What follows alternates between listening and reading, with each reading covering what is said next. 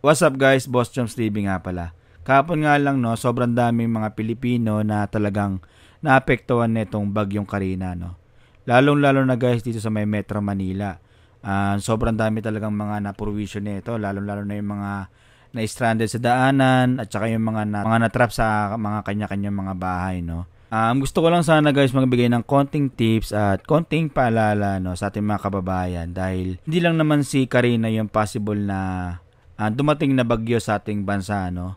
So, ito yung mga ilang tips guys na pwede natin gawin once na nangyari ulit yung mga ganitong bagay, no? Unang-una guys, dapat malaman natin kung saan nga ba yung malapit sa atin na evacuation center, no? So, dapat malaman natin yan guys kung saan ba yung mga pwede natin puntahan once na tumataas na yung baha sa ating lugar. Then, ang pangalawa naman guys, no? Syempre, kailangan din natin ng mga emergency kit tulad ng food supply. Syempre, kailangan din natin ng tubig. Kung meron man tayong may sasalbang extra damit, dalhin na natin.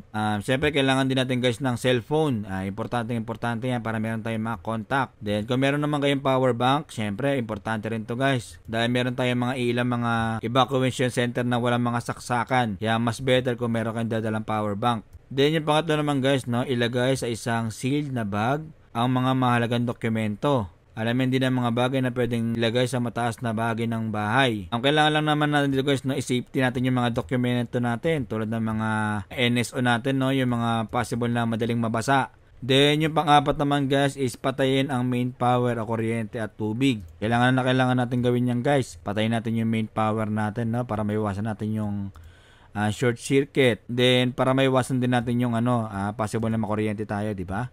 Ito naman guys yung mga dapat natin gawin pag meron ng baha. Ang unang-una guys is paalala na delikado ang maglakad, magmaneho, lumangoy at maglaro sa tubig ng baha. Huwag tayo lakad ng lakad kung saan, no? Mahirap na, baka masuot tayo sa manhole. Delikado yun guys, pag nasuot tayo sa manhole, dire-diretso tayo sa ganun. Maaari tayong malunod. Bukod doon guys, no, para maiwasan din natin yung makuryente. Yan, pwede tayong makuryente sa mga daanan eh. Hindi natin alam, baka mamaya meron dyan buhay na kuryente, masanhi pa ng pagkamatay mo niyan. Dahil lumangoy at maglaro sa tubig ng baha. Siyempre, no, bawal na bawal tayo lumangoy sa tubig ng baha, no, dahil nga madumi yan. Baka magkaroon pa tayo ng magkaroon pa tayo ng sakit.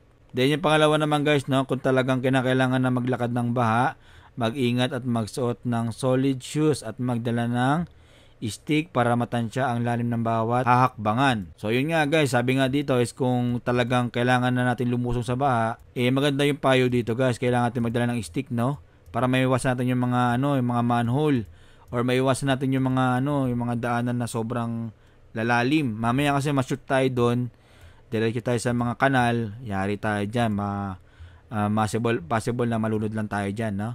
Then pangatlo naman guys, iwasan ang malalim na bahagi at iwasan din ang mga bumabagsak na linya ng kuryente. So yan, dapat aware kayo yan guys, no? Baka may mga kuryente, baka mayroon kayong matapakan na mga malalalim na lugar, no? Kailangan talaga dahan-dahan lang, huwag kayong magmadali. Then yung pang-apat naman guys, no, sabi dito, alamin ang mga saradong kalye, ligtas na ruta at pinamalapit na relief center. Yan. Kailangan alam nyo yan guys, yung sa lugar nyo. Kung saan ba yung mga ruta na safe kayo pag dumaan kayo, no? Then yung panglima naman guys, ipaalam din sa mga kamag-anak, kapitbahay o kaibigan ang plano. Yan, maganda rin to guys, para alam din ng mga mga tao sa paligid natin o mga kamag-anak natin, no? Para once na may nangyari sa atin, pwede tayong matulungan ano man yung mga possible na mangyari sa atin. At least aware sila na pumunta kayo sa ganito, ganyan, para maiwasan na rin guys na hindi mag-alala yung mga mahal natin sa buhay. So yung guys, no, yung mga paalala natin, sana makatulong sa ating mga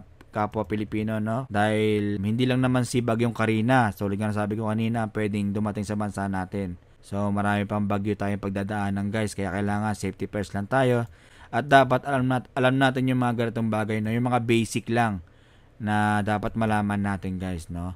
Para din naman sa atin to, para din sa pamilya natin to, mga paalala na to guys. So hanggang dito lang muna tayo guys, no? Ingat kayo palagi. Peace.